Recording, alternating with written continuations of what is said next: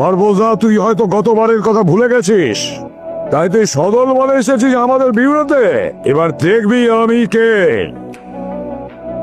ভুল দরজায় নক করেছিস তুই।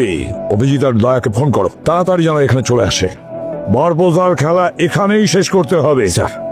দয়া স্যারকে তো কানেক্টই করে যাচ্ছে না। মনে হয় জ্যামার্স লাগিয়ে দিয়েছে।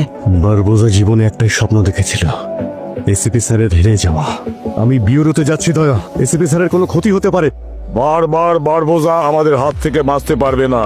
ওদের গোল্ডেন আই গ্যাং সমাজের ক্যান্সার। যে কোনো সিচুয়েশনে বারবোজাকে আমাদের আটকাতেই হবে। সচিন, কন্ট্রোল রুমে যাও আর ব্যুরো শাটডাউন করো। আমি যেটা বলছি করো। ব্যুরোর সব দরজা বন্ধ করে দাও, কেউ যেন ভেতরে ঢুকতে না পারে। আর কোনো অফিসারের মৃত্যু আমি দেখতে চাই না, বুঝতে পেরেছো?